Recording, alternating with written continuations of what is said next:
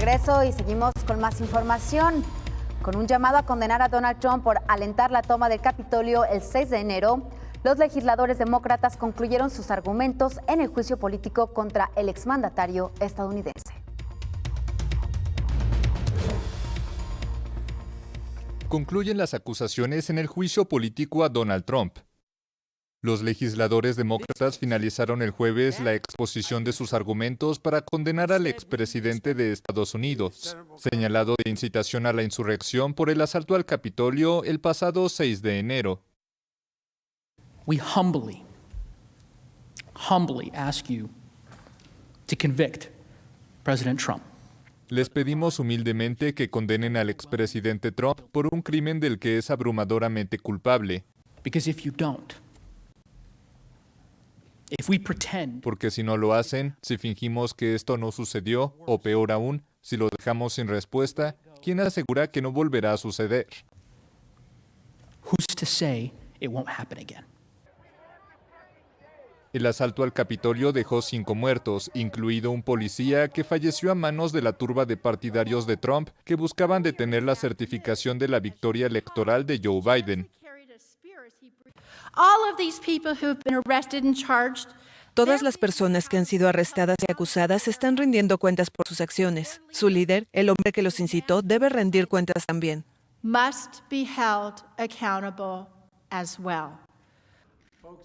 Por su parte, el presidente Biden aseguró que no ha seguido las audiencias en vivo, pero sí la cobertura informativa de la presentación del caso. Creo que el Senado tiene una tarea muy importante que completar y creo que algunas opiniones pudieron haber cambiado, no lo sé. Los abogados de Trump tendrán 16 horas a partir del viernes para presentar su defensa. Hasta ahora no hay indicios de que los demócratas, con 50 de 100 senadores, puedan reunir más de los 2/3 necesarios de la Cámara Alta para una condena. Y para abordar el tema, saludamos con muchísimo gusto a Carlos Ramírez Powell. Carlos, te escuchamos, adelante. Muy buenos días a la audiencia de Señal Global, Cecilia. Mira, en 1374, en la ciudad de Aachen, en Alemania, surgió una extraña manía o enfermedad llamada el mal de San Vito, en donde de repente salieron de sus casas personas afectadas por lo que parecía un movimiento convulsionado incontrolable.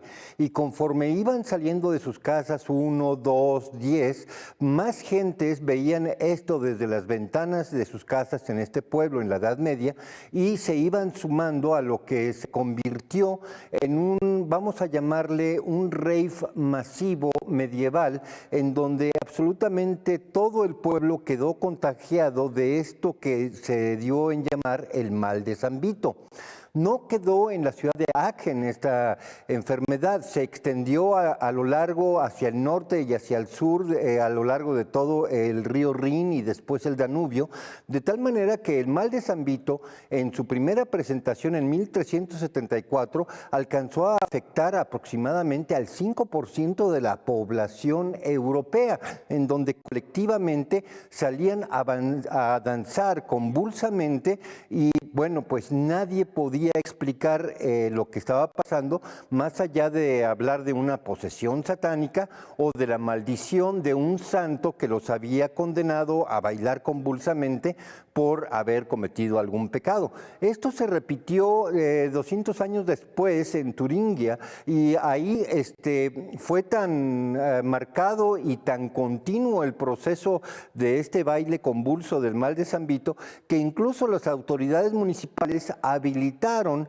salones de conciertos en donde contrataban a músicos para que aquellos afectados por el mal de San Vito tuviesen un ambiente familiar musical en donde expresar su baile convulso que duraba durante horas en ocasiones y caían exhaustos al suelo.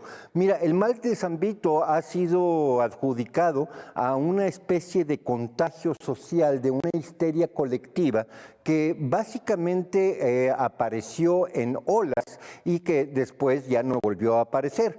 También se adjudica este mal a una intoxicación masiva, tal vez por un hongo que crecía en el trigo, digamos, asociado directamente a la dietilamida de ácido lisérgico.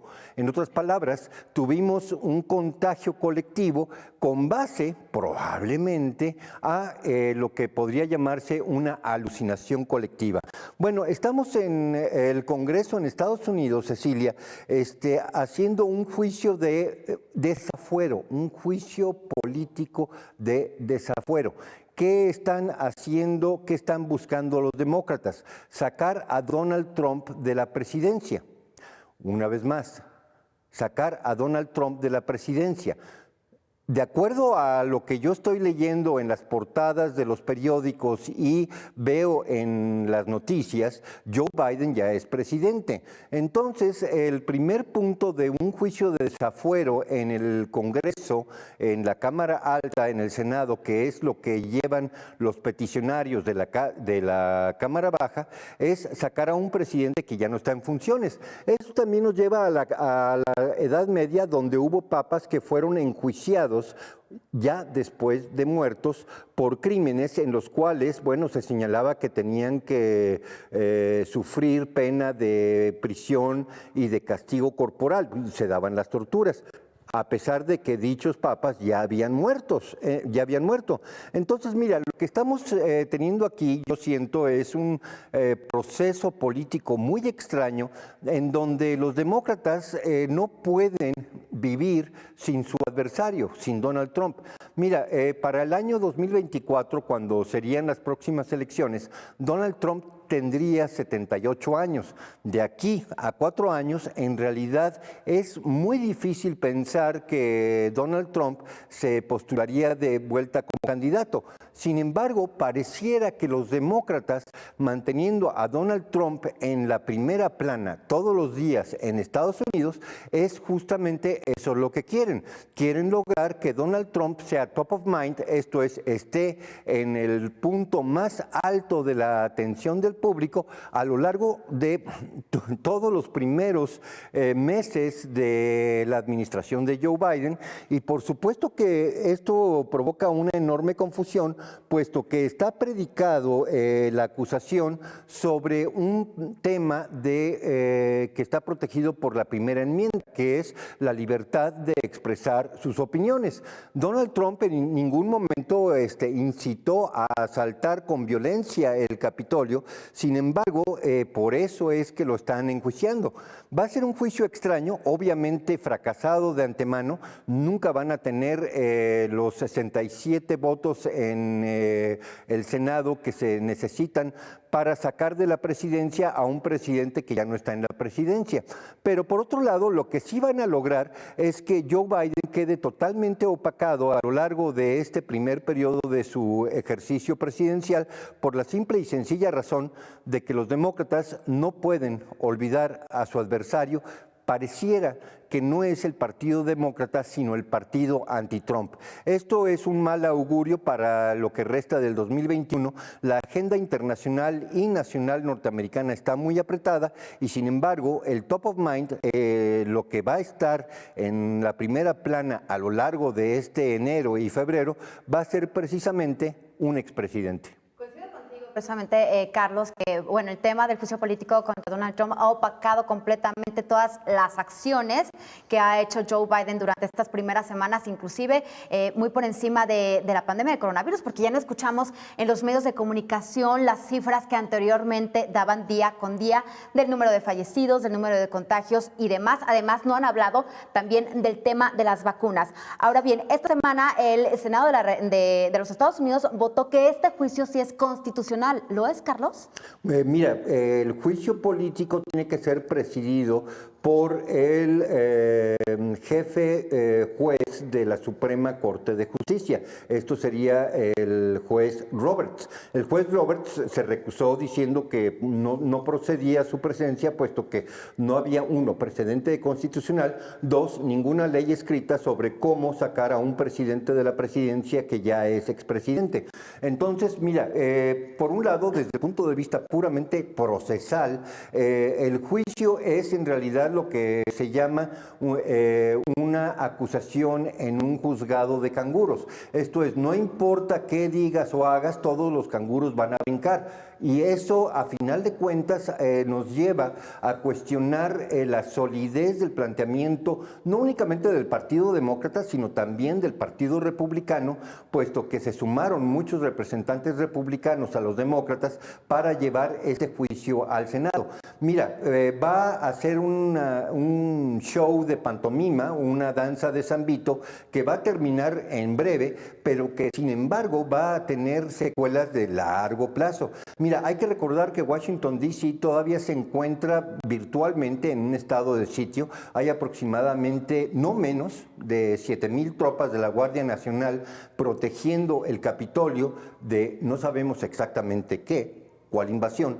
Y tenemos a un partido demócrata con una agenda totalmente atorada que no está empujando absolutamente ninguna legislación, y un presidente, Joe Biden, que está haciendo lo que se podría llamar un mandato por dictat. Ya lleva aproximadamente 30 órdenes ejecutivas en las cuales básicamente está generando legislación desde el Ejecutivo y está haciendo una serie de actividades que por supuesto están siendo peleadas en los juzgados por los estados por considerarlas inconstitucionales. Mira, estamos viendo una vez más, me voy al principio, un mal de San Vito colectivo político. Perfecto, Carlos. Muchísimas gracias. Pues estaremos dándole seguimiento a cuáles son los argumentos que presenta la defensa del expresidente Donald Trump. Muchísimas gracias. Que pases excelente fin de semana. Nos vemos el lunes. Y también muchísimas gracias a